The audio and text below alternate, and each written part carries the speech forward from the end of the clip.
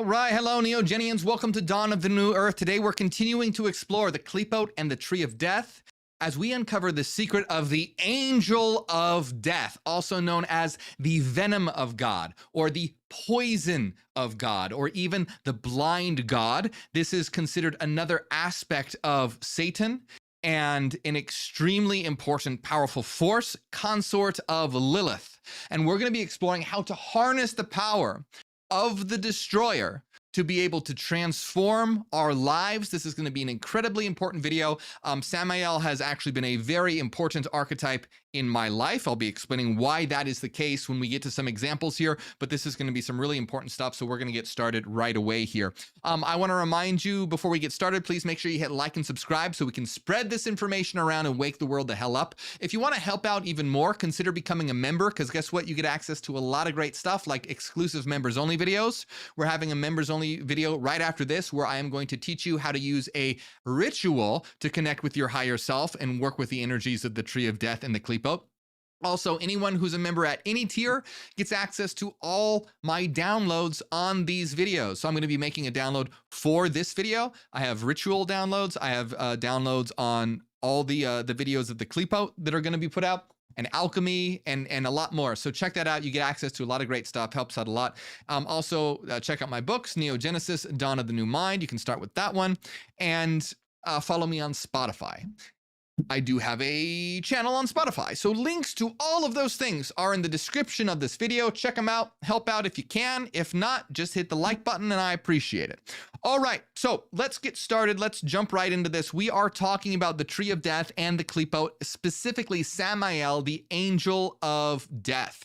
So for a quick refresher, for those who might be new and just coming in, what we are doing is working with something known as the Tree of Death, which is the shadow version of the Tree of Life. What the hell are even these things supposed to be? These are essentially symbolic maps of the psyche or the soul. And so while each of these levels in the Sephirot on the Tree of Life represent different levels of consciousness and reaching higher and higher levels of consciousness, the Tree of Death has their shadow or corrupted counterpart. So this is a structure of higher consciousness and going higher, reaching higher states, and descending into the Tree of Death is about working with your darker self, your chaotic, your shadow energies, the energies that can be manipulating you from behind the scenes. So we're talking a lot here about angels and demons and how to work with them. So last week we talked about Lilith and Gamaliel. And so I'll remind you real quick that Lilith is right here and Gamaliel is right here. And we saw that Lilith represented the repression of everything to do with the physical world, whether that is money or sex or indulgence or the body or whatever, greed, whatever have you. That's what Lilith represents. We talked about how to work with that in a healthy way. And then we talked about Gamaliel, which is essentially the shadow of the mind in terms of repressed unconscious desires, which can lead to things like repressed sexual fantasies, as well as intuition in overdrive, which relates to like apophenia and not being able to tell what's real and what's not real, and confusing fact for fiction, which is which absolutely plagues the spiritualist community. The mystical and spiritualist community are absolutely possessed by Gamaliel, so understanding how to work with Gamaliel is really important. But now we move over to Samael. And so Samael is right over here. So here we have Lilith, here we have Gamaliel, and here we have Samael, where Lilith is the shadow of Malchut, and Gamaliel is the shadow of Yesod. We have Samael as being the shadow of Hod. Okay? So Hod means splendor, and Samael is the poison of God. So so Samael, let's bring this, all right.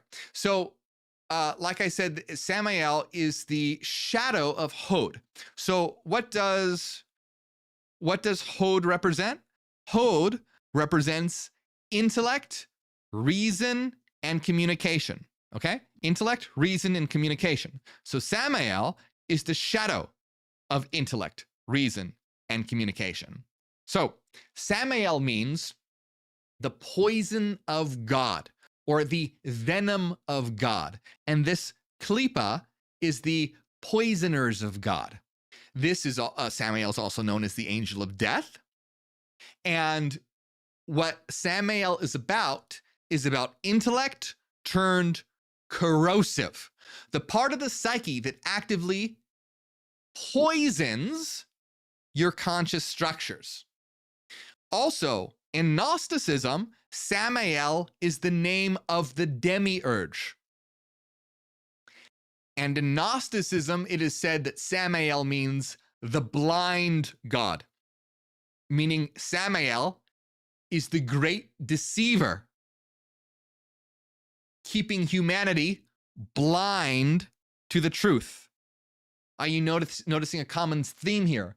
Blindness, poison, corrosive intellect. Samael is also associated with Satan as one of the aspects of Satan. Satan itself is like an overarching title of the adversary. Samael is one of its proper names. So it's an aspect of Satan. So in Hebrew, it's Hasatan, which is the adversary. And it is this title, whereas Samael is an actual proper name. Anyway, you can see that Samael is a very powerful force with a lot of associations, very powerful associations. And we're going to just see how powerful it is, how it affects my life, how it affected my life, and how you can work with it and use it. But the ultimate idea is that Samael is the shadow of Hod, where basically reason and communication that becomes corroded and corrupted. Samael is the part of the psyche that tears everything intellectual down, beliefs, values, categories, but without a higher aim. The angel of death is known as the destroyer. He's just the destroyer for the sake of destroying when he runs amok in your unconscious. And he's described as being unable to create. Samael does not create because he is pure destruction. The destroyer, the angel of death, the intellect in its most destructive form. And this poison of God that Samael represents is doubt. Doubt and disbelief that spreads into every aspect or corner of your life, in your psyche, eating away at trust in yourself, doubting others, doubting reality, doubting existence. And Samael, though, is also, this isn't all bad, but it's just what Samael represents. Remember, gasoline isn't bad. Gasoline can burn down your house, or gasoline can fuel your car. Same thing with the poison or the venom of Samael, the doubt of Samael, the intellectual corrosiveness of Samael. So in a positive aspect, Samael is associated with the madness that contains originality and genius. Why? Because originality and genius is outside the confinement of traditional intellectual structures that you need to demolish, okay? But let's not get ahead of ourselves here. Samael is a blasphemer, a trickster that is transmitting this corrosive intellectual aspect into reality, okay? So where Hod, remember on the tree of life, Hod builds understanding, right? Hod builds understanding. Samael tears it down. It's intellect that is used as a form of destruction. So think of it as like extreme skepticism, extreme criticism. But without criticism is important, skepticism is important, but just run amok without rebuilding, just destroying for destruction. The mind turned against itself, a weapon against itself, poisoning itself, all your thoughts, beliefs, relationships, whatever. Doubt. And You can run into the idea that nothing is real, nothing matters, that we're just nihilistic. So the important thing to understand about Samael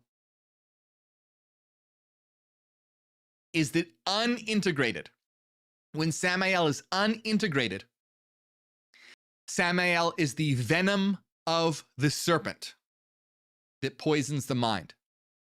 But when integrated, he's the one that can show you the way to the forbidden fruit. The truth that you're told is off limits, but that can ultimately set you free. Okay, so do you see that dual power here? Extremely destructive, but can be harnessed for good, in a very positive way. And we're going to get more into that. Okay, so remember what even is a klipa. Samael is a klipa. So Samael is like an entire world. Remember, I told you to think of Samael as, or a klipa as being like a building. And then there are different levels in the building. The levels are archon, archdemon, demon, and the planetary influence. So you can think of it as having a total of 4 levels. Okay? So Samael itself is the building and the structure, and then there are 4 levels within that. All right? And remember, Samael is the poison of God. And so who is the archon of Samael? All right? Let's start with level 1, the top level, the top floor of Samael, the archon. Archon means ruler. And what the archon does, it defines the core energy of that particular klipa and gives it structure. In Gnosticism, the archons were assigned to rule over chaos, to organize it. And so here we have the archons that rule within the klipa, allowing that chaotic energy to have some sort of form and structure. So basically what the archon does is it's the ruling force that sets the tone for everything within that realm. So who is the archon of Samael? The archon of Samael is Agrat bat Malat, or Agrat bat Malat. We could say Agrat or Agrat for short. So who is Agrat or Agrat bat Malat? This is a sister or aspect of Lilith. So we talked about various aspects of Lilith. There's Lilith, there's Neama, there's Aishet Senanim, and Lilith, Neama, Aishet Senanim, and Agrat bat Malat. These are the 4 aspects of Lilith, or sisters of Lilith, depending on how you think about it. Just like how Samael is an aspect of Satan, well, you have these various aspects of Lilith as well. So why is an aspect of Lilith over here in the klipa of Samael? Well, it's because Lilith is literally the consort or wife of Samael. And Agrat is the most fitting aspect of Lilith for the klipa of Samael. Now, in fact, tradition says that all 4 sisters, all 4 queens of hell, are the consorts of Samael. So all aspects are the consorts of Samael. But the reason why Agrat is assigned here is because it fits Samael the best, because of her roles and attributes. Now, let's find out why. So her name is pretty obscure. You probably haven't heard of it before. Agrat bat Malat. Bat means daughter of in Hebrew. So Agrat bat Malat means Agrat, daughter of Malat. Well, what is Malat? Malat could be related to the Hebrew word malah, which means disease. So her name very well may mean Agrat, daughter of disease. So she's very fitting over here in the realm of the poisoners of God. She's also known as the angel of prostitution. And importantly, she is said to have revealed the secrets of magic to humanity. Exactly the kind of forbidden knowledge that fits Samael's domain. Again, the secrets of heaven, the forbidden fruit, etc. There's even a legend that says that she taught witchcraft directly to this Jewish sage. So she is the witch queen of the demons. So there's a quote from the Talmud. Let me read it here.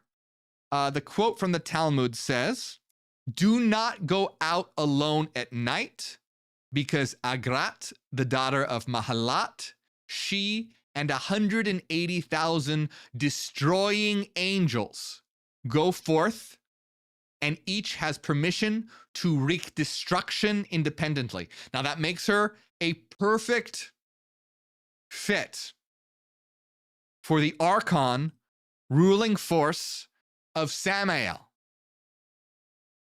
She is the daughter of disease, the witch queen, teacher of forbidden knowledge, and the ruler of the destroyers.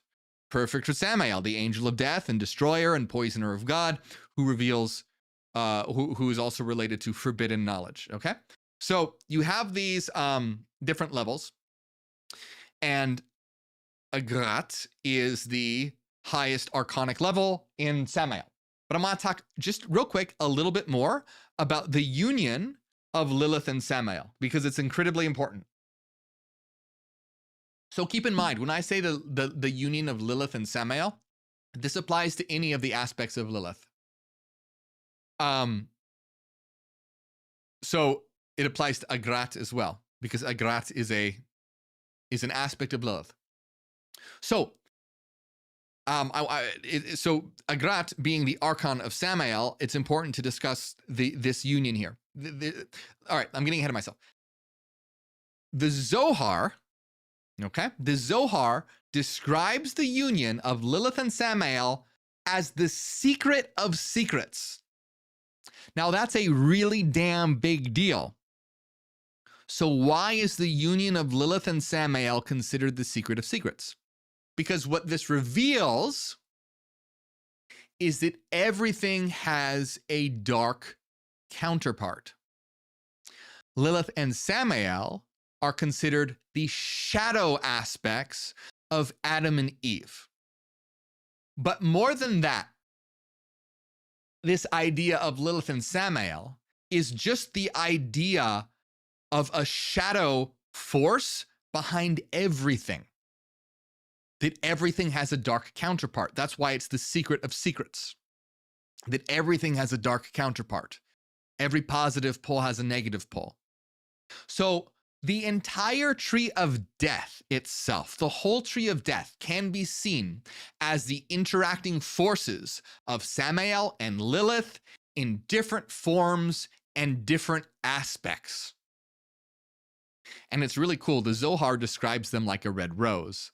Let me see if I have that quote. It's a really, really cool quote. "Together, male and female, red like a rose, and they spread out on several sides, down several paths.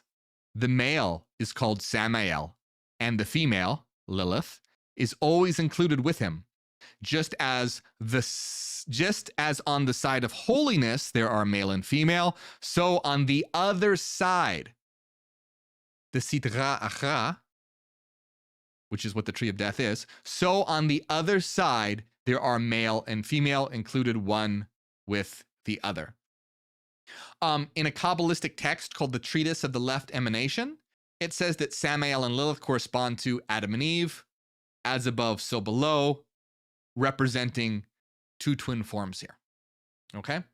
So, all of this to say that Agrat's presence here is not random. She is the archon of Samael, the most fitting aspect of Lilith. In this aspect, she's the counterpart to the revelation of forbidden knowledge and the destruction of false order. Okay? So that's level 1. On the floor, on the top floor of the building of Samael, which is the Klipa of Samael. By the way, I will be, all of this is just a lot of information. Just, if this is a lot of information, just let it wash over you. You don't have to memorize any of this stuff, okay? This is just about communicating with your unconscious mind, all right? So it's in story form, it's in symbolic form, it's in story form. So don't feel like you have to memorize all this stuff you don't. At the end, I am going to be giving you practical exercises for what you can do to work with these forces and integrate them. But remember, you should always do a ritual as well as a practical, actionable exercise, both. As far as the ritual goes, that I am making available to everyone who's a member. And we're actually having a video on it as well right after this. But the practical exercises I'm going to include here for you guys to get started with. But anyway, let's go down a level. So the first floor was the archon. The second floor is the archdemon. So if the archon sort of presents the overall theme and energy, the ruling energy of the Klipa, what the archdemon is, well, if anyone's familiar with psychology, is an archetype. So the archdemon is a universal blueprint for how that energy that we just discussed is organized in the psyche. Okay? So essentially what this means is that every archdemon is an archetype that every human being has access to. And how these ideas begin to organize within your psyche. You see how it's starting to become more personal, even though it's still collective. And before, we're talking very much about these abstract ideas like forbidden knowledge and doubt and shadowed intellectual skepticism or whatever.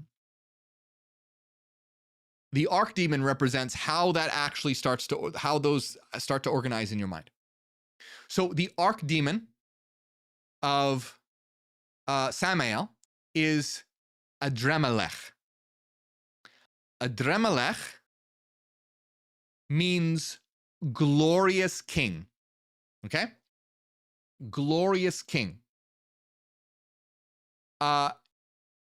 It's a very name fitting for a sun god tied to splendor and fire. Now remember that Hod, the sphere of intellect and reason, means splendor.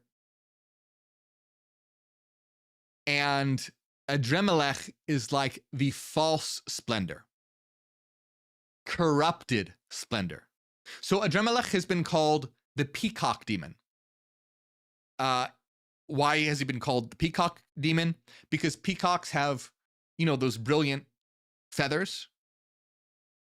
So he's described as having those brilliant feathers that look divine, but with Admalch, it's illusion. The beauty, the splendor is a disguise. And so the feathers represent false glory. It's like light that blinds instead of illuminates, right? It's ultimately like a trick. So Hod is intellect, truth, think it like splendid communication. Admalch is the inversion. Admalch is the chief of deceit, the chief of deceitful spirits, ruler of trickery and corrupt reasoning. So Admalch is the tyrant, the shadow tyrant of Hod, the archdemon ruler of Samael, with all this, fancy clothes and brilliant colored feathers and false light. So it's a hollow shell of the intellect, a deceiver. So what this means is that Admalch manifests as deception both to yourself and others, self-deceit intellectual arrogance and superiority, and the abuse of knowledge, using the intellect to manipulate. And everything else that we discussed as well, doubt, destruction, intellectual corrosiveness, but specifically the archdemon is about how it starts to organize and structure in your psyche, rather than it just being sort of like an abstract energy or abstract concept. Admalch is the force that begins to organize your psyche according to those patterns. Again, remember, you don't need to memorize this stuff, but I'm just giving it out here for so that we have everything down. So what can happen is that you can end up when Admalch is not integrated. Samael's not integrated, because Admalch is an aspect of Samael in this klipa, that you can project your own deceit outwards, meaning you can start to accuse others of being the liars or the demons. Think about like a preacher. You ever see Kenneth Copeland, who's like, oh, the airplanes are full of demons. That's why I have to have my own private jet, because I can't fly with demons.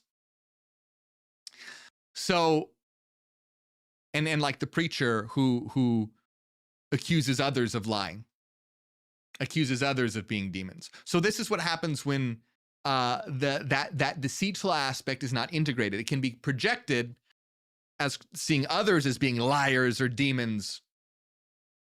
When you actually have that aspect within yourself that's not integrated. Okay.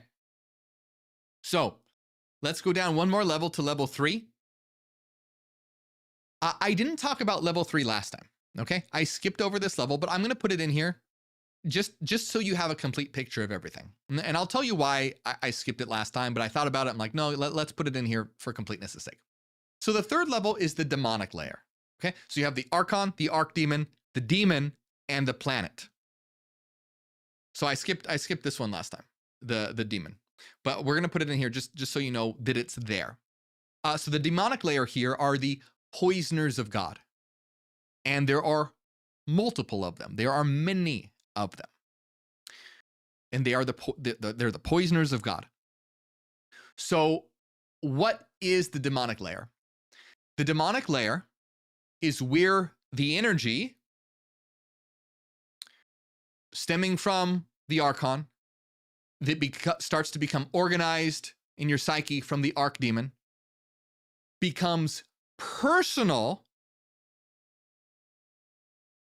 in the way that it specifically configures itself in your life. In Jungian terms, this is known as complexes. So in other words, the demonic layer represents your personal experiences, memories, etc., associated with the archetype. So every one of us has this archdemon organizing our psyche according to this blueprint, but the way that it organizes is going to be different for everybody. You know, you have, so for example, let's take doubt, for example. Doubt is part of this. If you grew up in a Christian household, this might be from you personally thinking that doubt is a sin. But someone else who is born in, like, let's say, an atheist household won't see death as a sin, but maybe they are possessed by Samael and that they are extreme skeptics for no purpose other than just to break things down. So you can see how, in the case of the religious person and the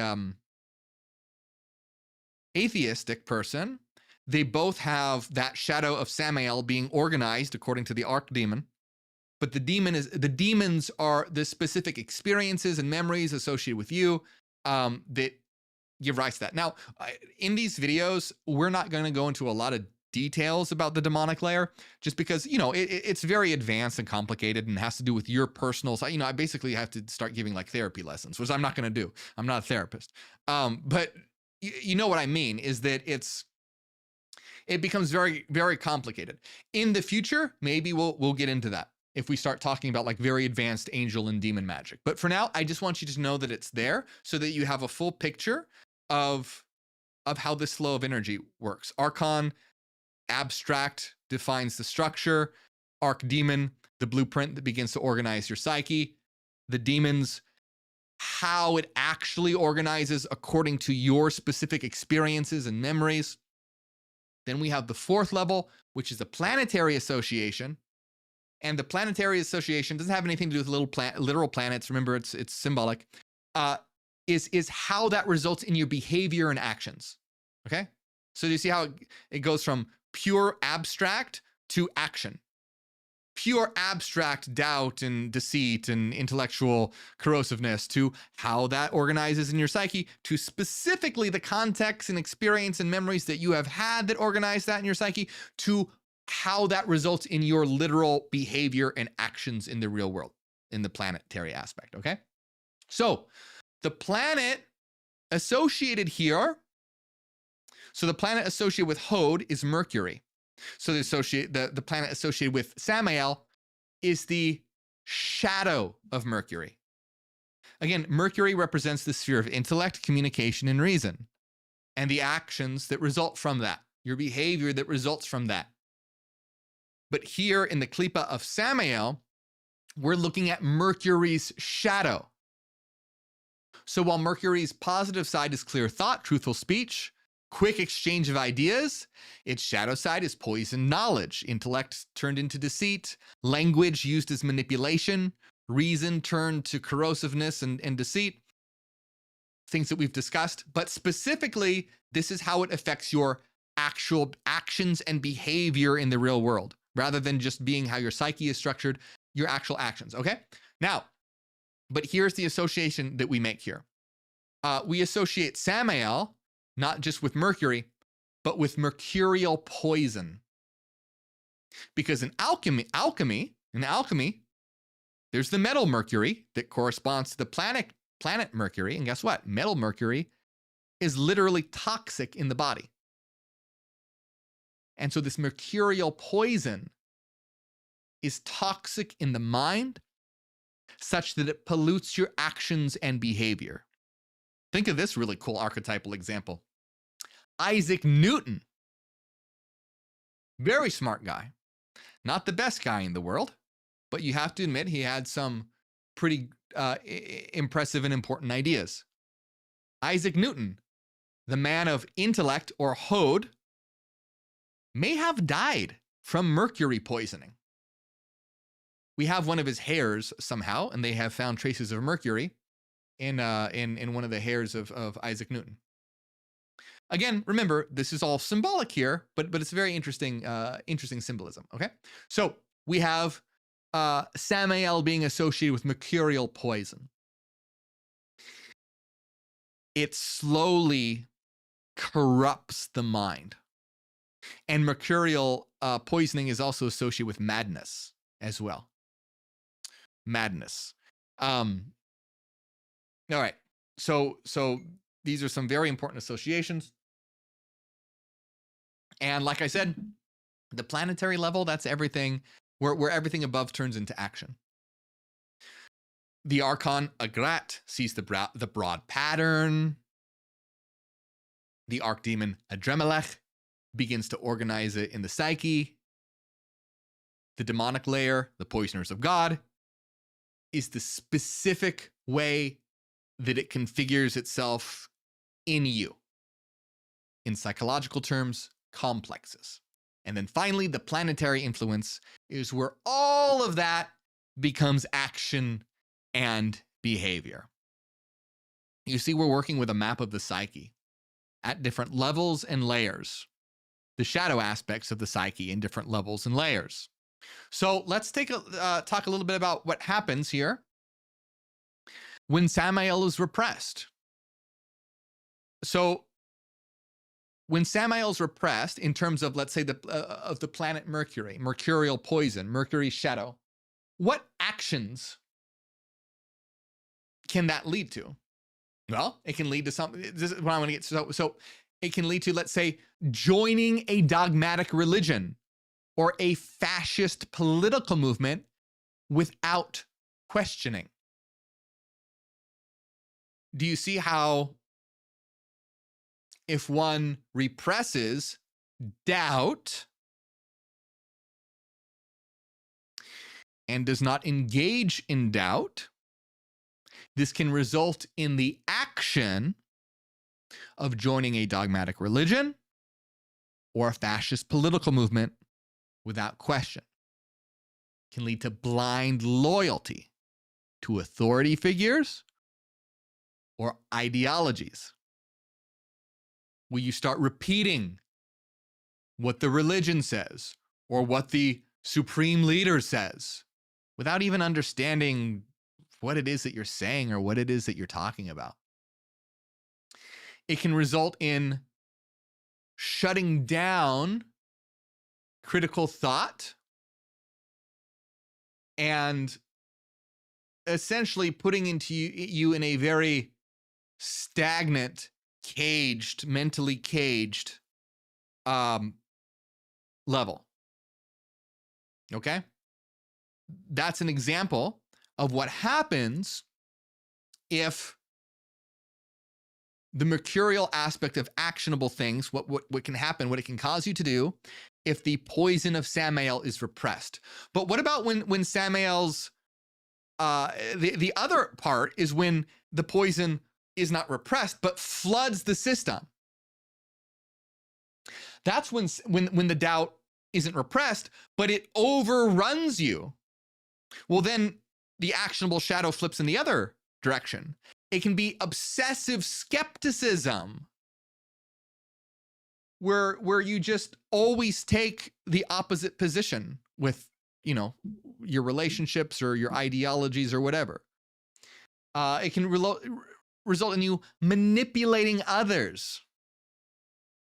You might, even in a very clever way, but in a dishonest way. Using reason to spin lies. Reason, right? Dressing it up as reason in Admalch's fancy clothes and feathers. The blood, lying, wrapping it in reason, wrapping it in truth. Gaslighting yourself, gaslighting others, playing the trickster without caring about the damage. That's where the mercurial poison, the quicksilver, is running wild. Okay, so this I think you get the idea here, right? It can result in you using your intellect as a weapon rather than a tool, spreading misinformation, carelessly or intentionally avoiding personal responsibility by endlessly questioning definitions and rules, turning every conversation into an argument of dominance that you have to win. We talked about projecting your deceit outwards, accusing others of being you're the liar. You're the blind one. Withholding information as a way to keep power over others. So that's a lot of aspects that can occur. So you can see why this can lead to a lot of problems. When you repress Samael, that means you refuse to question or doubt or challenge what you've been told. You might even see doubt as a sin. You won't, and what happens then? You won't touch anything forbidden or heretical because you're scared of what you might find or because you believe that it's off limits. You censor yourself, and this can lead to blind faith, whether it's in authority, religion, ideology, or even scientific materialism without critical thinking. So it can cause you not to fear, or it can cause you to fear exploring other viewpoints, other religions, other philosophies, other ideologies, other way, the forbidden fruit. Oh no, that's wrong. I could go on and on, but I think you understand that what happens is the doubt that you repress does not go away, though. Okay? It's going to be whispering in your ear, poisoning your mind from the shadows. That's what happens. When you repress something, it doesn't go away. You just push it in the corner. Now, on the flip side, once again, Samael, So remember, you don't want to fear the klipot, and you don't want to become obsessed with them either. The fear leads to the repression. Like, oh no, that's not me. I don't have doubt. I don't have intellectual dishonesty. I don't have whatever, right? I'm not blindly adhering to a religion or a fascist regime or whatever. That's what happens when you fear it and repress it. The other option is if you become obsessed with it and possessed by it. That's the opposite extreme, where Samael's venom floods the system. And so what happens here is that's where Samael becomes the destroyer. And it's pure destruction without any rebuilding. So the possession aspect can look like extreme skepticism and attacking beliefs simply because they exist, not trusting anyone or anything, doubting everyone, dismantling ideas without replacing them with any other kind of structure. It can lead to reductionism, which basically means reducing reality to everything that can be measured, doubting everything spiritual or immaterial or symbolic. Basically, total doubt in the immaterial or non-physical world so that reality is nothing but matter. Doubting everything, like, oh, so you become like this materialistic skeptic. Or, because remember, it manifests in people differently, the opposite can be true, where you doubt everything, including physical reality, such that one is in a constant state of confusion. Like like being in the dark night of the soul all the time, where you just doubt, spiraling into nihilism and meaninglessness. No movement forward or reconstruction. Okay? Now, as you can see, this can be a very dangerous energy, but it's in you. It exists within you. It exists within all of us. So we need to understand what to do with this, how to deal with it, how to integrate it. Because remember, integration is just a fancy way for deal with. So like gasoline can burn down, it can also power your car. So what is the power of working with or integrating Samael? By using the power to destroy outdated ideas, to dissolve brainwashing, to dissolve societal conditioning, to break free from internal censorship so that you can see the world. In other words, when Samael is integrated, you gain the power of doubt. And so it's no longer a poison, but a medicine, because doubt leads to freedom. And I told you this had a big impact on my life. I was raised a Christian, and doubt is what allowed me to break free from the dogmatic chains of faith and religion. See, that's an example of how to use that power, very powerful power, in a way that can liberate you, where you are poisoning the illusions so that you can actually confront the true essence of reality. You destroy the illusions, you destroy the dogma, you destroy all that brainwashing that's been controlling your life. Not just for the sake of destroying and leaving everything in ruins, but to see what's actually true. I have this quote by Aleister Crowley. It's a great quote by Crowley. See if I have it here. I know I have it. Where did I put it? So Aleister Crowley said, "I slept with faith and found a corpse in my arms on awakening. I drank and danced all night with doubt and found her a virgin in the morning." Now, of course, this is a symbolic way of talking about how faith is stagnant. There's no growth. It leads to death and decay. Where doubt is this, when used properly, a force of renewal. Because when you doubt what should be doubted, you aren't chained by false beliefs. So once that conditioning is gone, this is why Samael is associated with forbidden knowledge, You're no longer afraid to explore what you were told was off limits. The heresies, the forbidden knowledge, whatever it was. Now you're free to explore them, not for shock value or just be, oh, they're no, but because you remove the mental chains that kept you from asking questions. This is what Descartes said, or what Descartes meant. So Descartes said this. Descartes said, if you would be a real seeker after truth, it is necessary that at least once in your life you doubt as far as possible all things. And I think that quote right there is a perfect, absolutely perfect sentence that encapsulated what Samael integrated is. If you would be a real seeker after truth, it is necessary that at least once in your life you doubt as far as possible all things.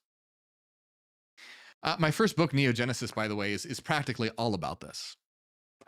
It talks about Descartes' method of doubt and how Descartes doubted everything from the physical reality to his own mind, to his own being, not for the sake of doubting just for the hell of it, but to find truth. So integrated Samael doubts with purpose. It's directed and organized. You strip away all the beliefs and assumptions until only what's real remains. Those you don't destroy.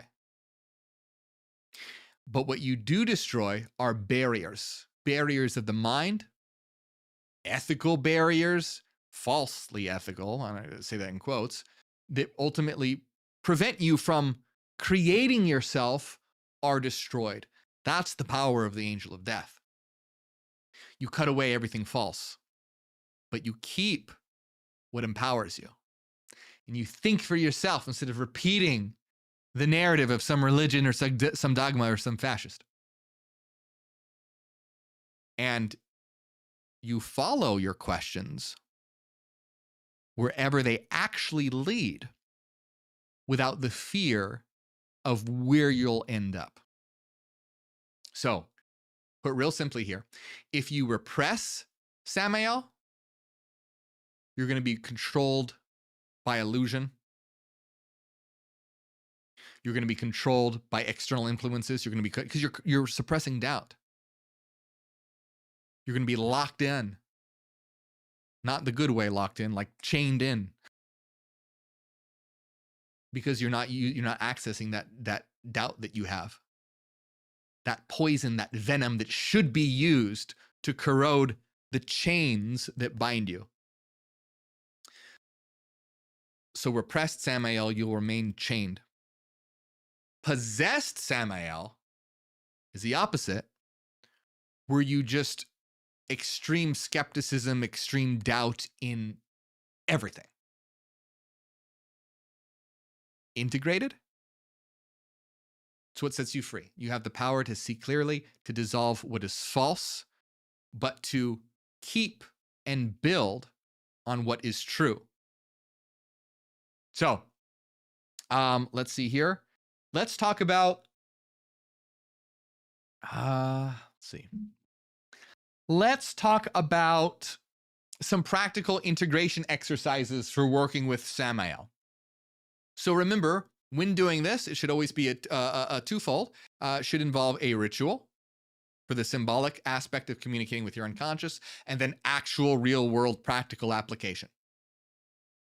Most people usually do one or the other, but you're going to have the best effect when you're using both, just like you're going to have the best effect of walking when you use both your legs, or the best effect of thinking when you're using the left hemisphere and the right hemisphere. I know we're always using the left hemisphere and the right hemisphere, but you know what I mean.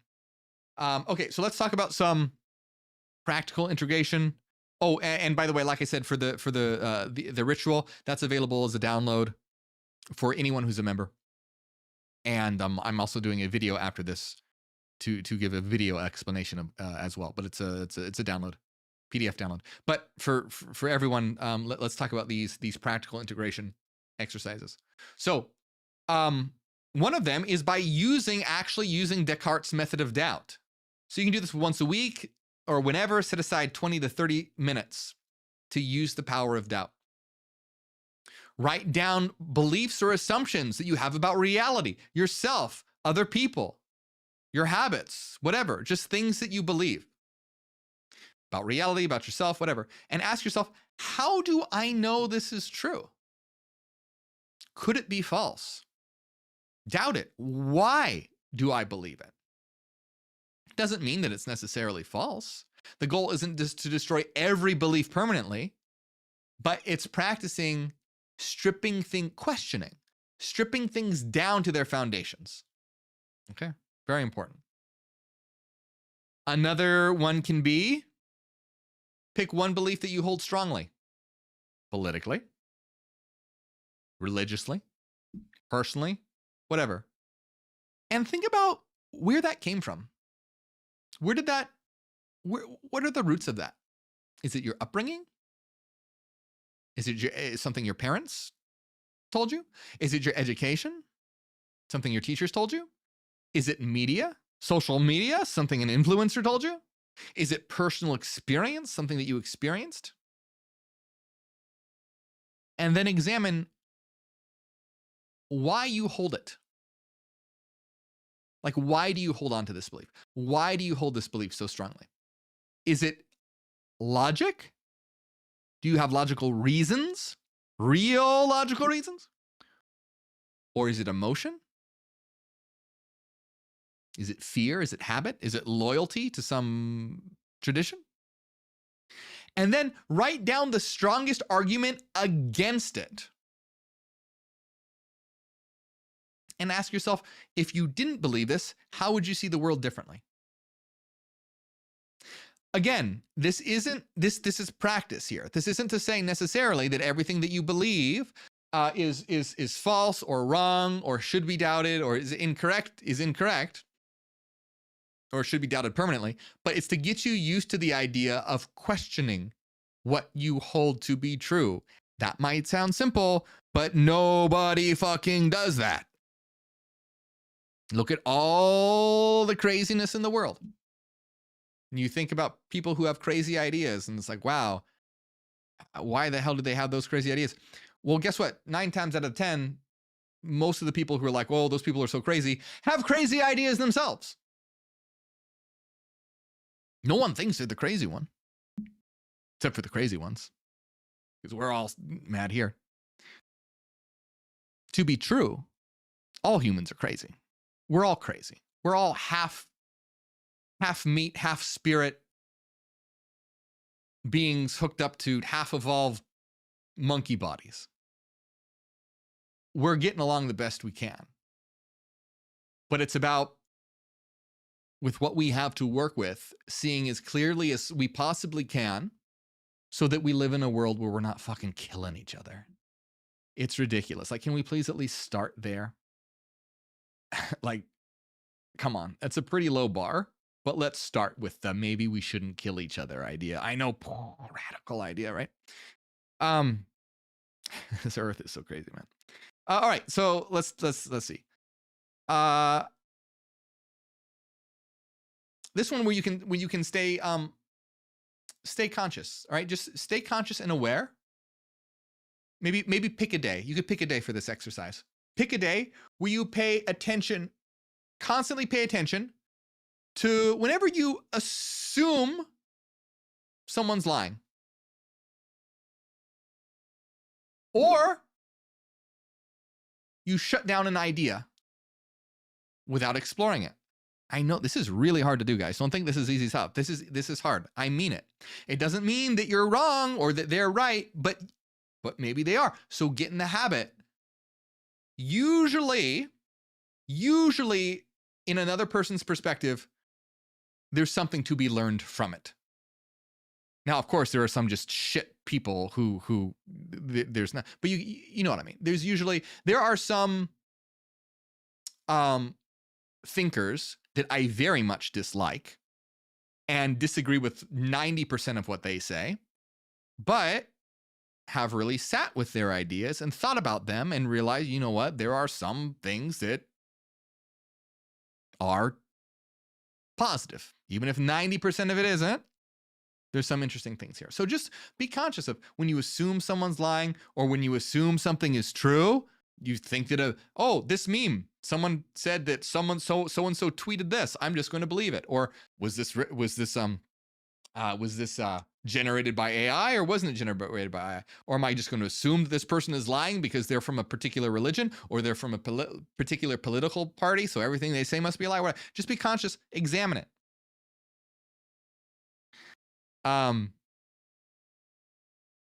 then think about also, like, examine why you do these. Like, did you dismiss something because you have actual reasons to dismiss it or because it was uncomfortable? Okay. Let's see, you can do an opposite day argument or exercise, opposite day exercise. Pick a day, again, a day to do this. Take a position you don't agree with. Ideally, one that you think is ridiculous or wrong. Then look into it and argue it as persuasively as you can for a little bit. I don't know, whatever, until you feel satisfied. 5 minutes, whatever.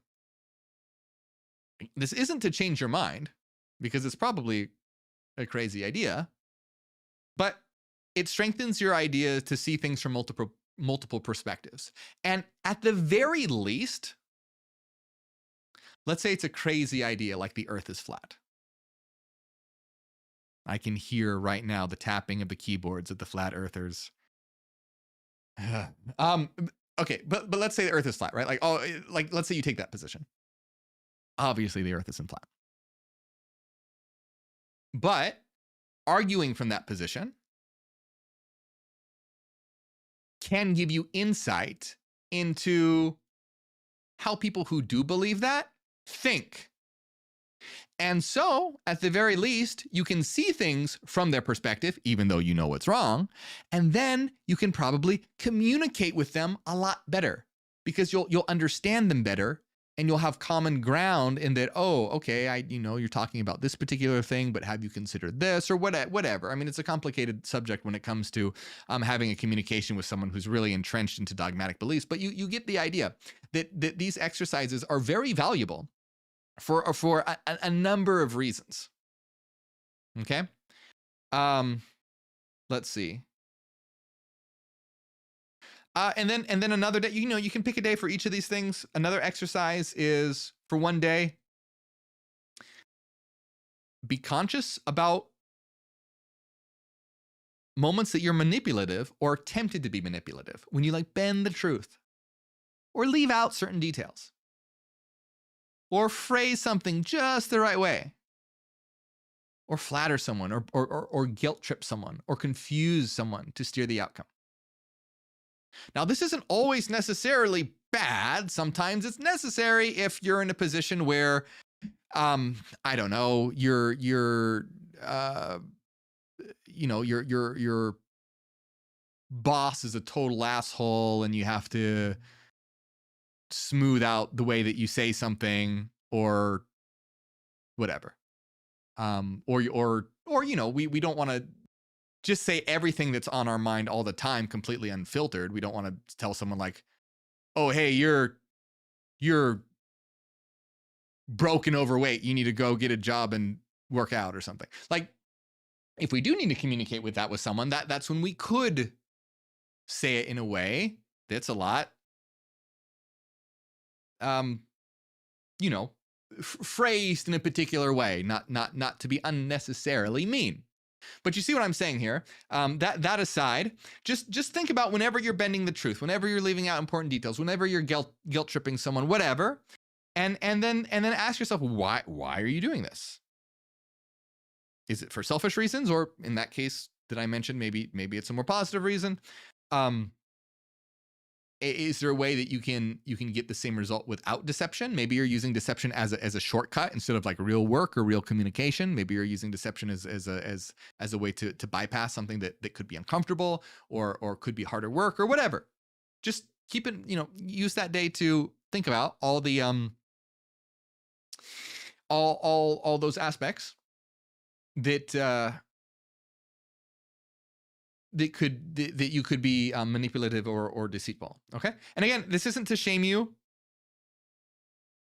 It's to train yourself to become aware of your manipulative behavior, if you do have manipulative behavior, so that you can control it consciously, instead of it being an unconscious habit.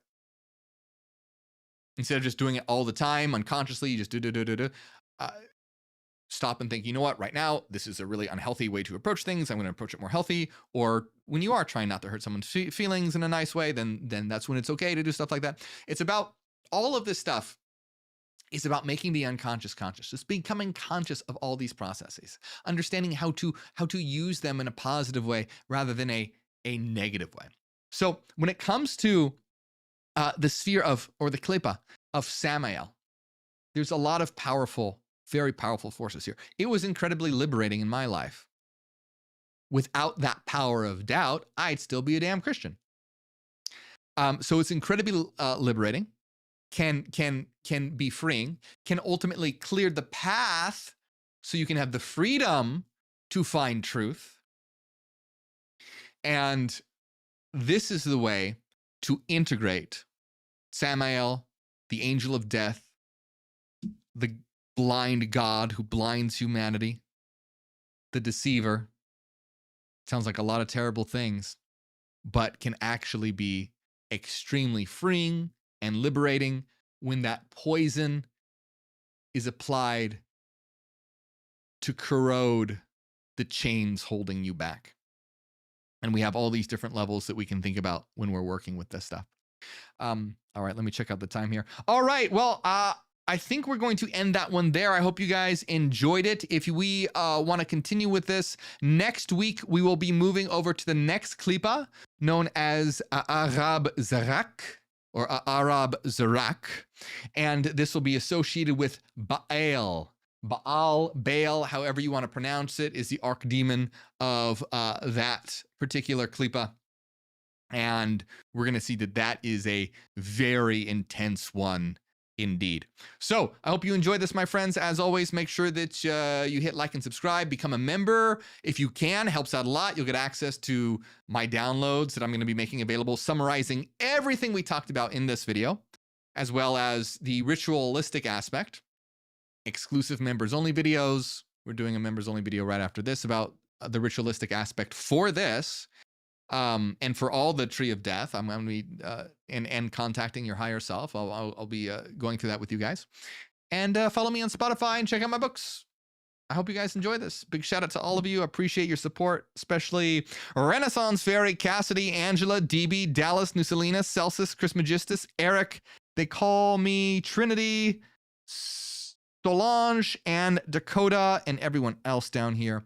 Thank you very much.